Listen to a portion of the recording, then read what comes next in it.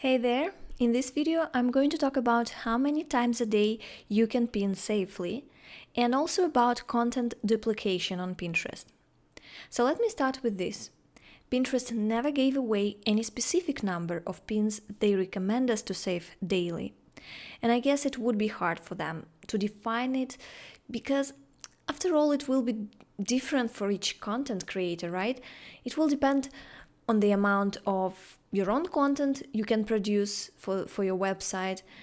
Let's say if you have just 2 or 3 pages or blog posts, that's not enough to pin much per day, right?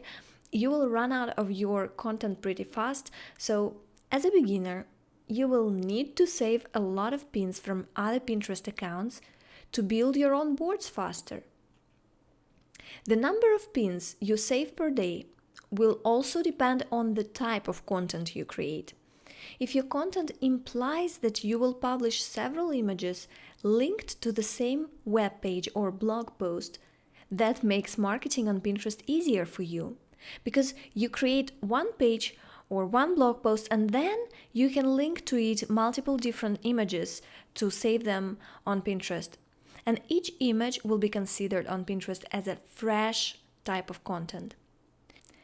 So new content, even if it's just new images for your old posts, is the main thing Pinterest wants from us, from content creators, since about the middle of 2018.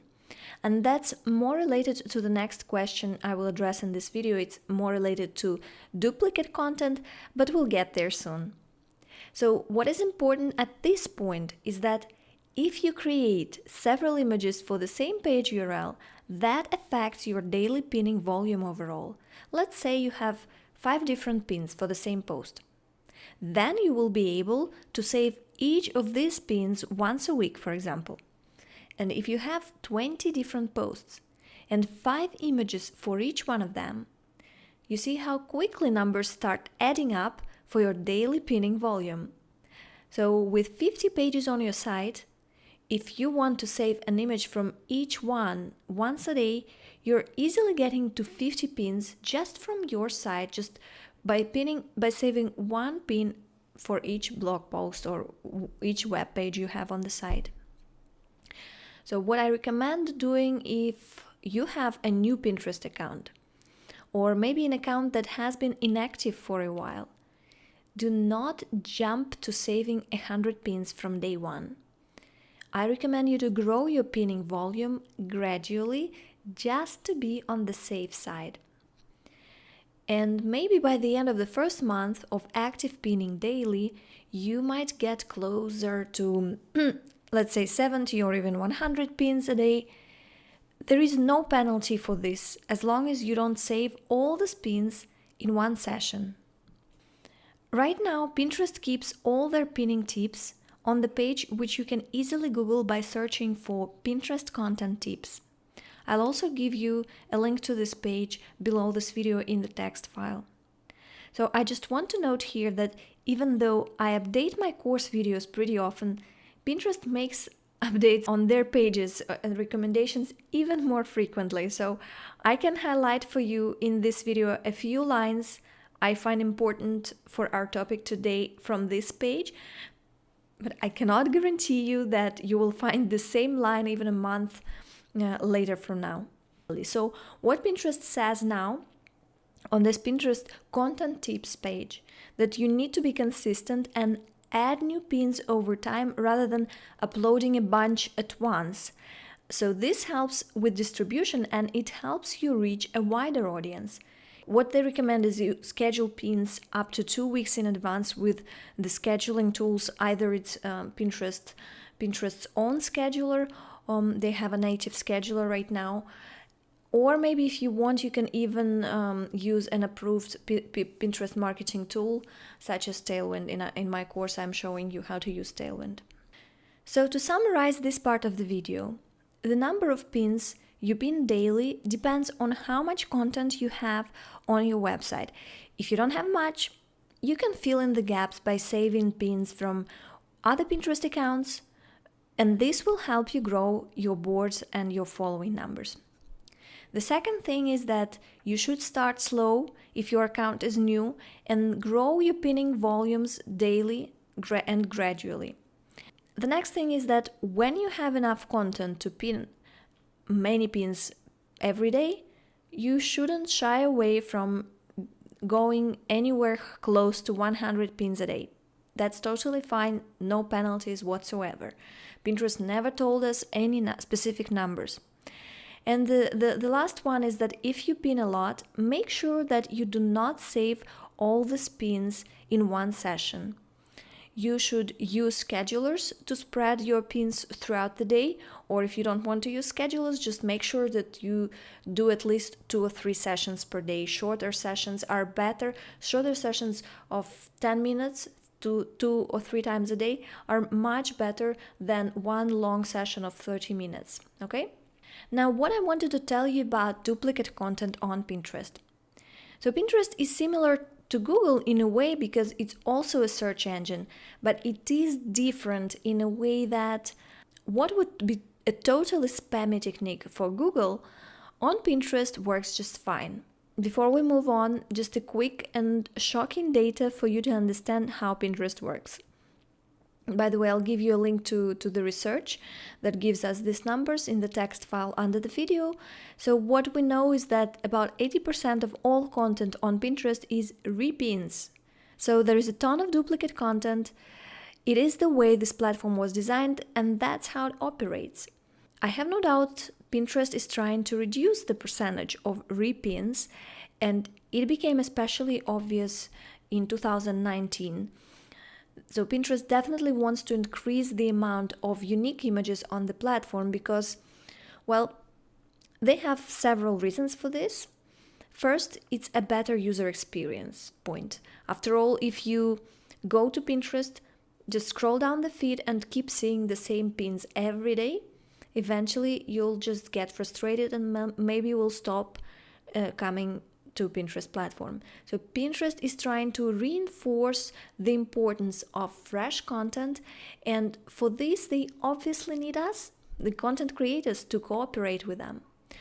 The second reason is that Pinterest becomes a public company in 2019. By the way, they already filed for an IPO, and this means they need to show their investors growth in terms of everything. Revenue is important, but a growing platform also means more users, more engagement, and more fresh content. So even though Pinterest has been known as a platform with 80% of duplicate content for many years now, they are definitely trying to change this. And they claim that content creators who produce more fresh content will be rewarded by more traffic. Here is what makes me feel the change has happened and Pinterest's spam filters have been adjusted for the new content duplication norms. You probably know about Pinterest's official marketing partner, Tailwind. I already mentioned it multiple times in the course. It's an authorized Pinterest scheduler. And probably you've heard about a discussion around the Smart Loop feature in Tailwind. So what the Smart Loop does, it allows you to automatically repin the same exact pin image to the same board or a list of boards over and over again. Previously, the default settings of the Smart Loop allowed saving the same pin to the same board just once a month. But right now, the limit is set to once in every 3 months. And as a user of Tailwind, you cannot change this setting even if you're willing to take the risk and save the same duplicate pin more often than this. So Tailwind's business depends on Pinterest a lot, and they will follow any recommendations and they will set all the limits that come directly from Pinterest's headquarters. You can still make these repins more often manually if you want to take the risk, but I wouldn't try it. Since Pinterest made it so clear, they do not recommend saving the same image to the same boards more than once in 3 months. And to address a ton of questions from content creators, Tailwind published a long post in which they explain what Pinterest counts as duplicate and what is considered new or fresh content. So I'll also give you a link to this blog post on Tailwind's blog under the video in the text file. So by duplicates, Pinterest means sharing the same image and link combination. Tailwind warns us that doing this too frequently can get your account flagged for spam, which can lead eventually to account suspension. As for the fresh content, this includes new blog posts, new pages, new product listings, and new images for old and new posts. So to summarize everything about duplicate pins, you should ideally create as many new pieces of content for Pinterest as you can to avoid duplicate pins. Second thing is that new pins for old posts or for old web pages are still counting as fresh pieces of content. Next one is that if you still want to save the same old pin, old image to the same boards from time to time, it is recommended to do it with a minimum interval of 3 months. And the last one is that if you keep saving the same images linked to the same page URLs over and over again, Pinterest made it clear that this is considered a spammy technique and that you're creating duplicate content on this platform. Does this change make our work as content marketers on Pinterest more difficult? It definitely does, but Pinterest still remains the fastest way to grow traffic for a new blog or website without ad budgets. So for this video, that's it, and I'll see you in the next one.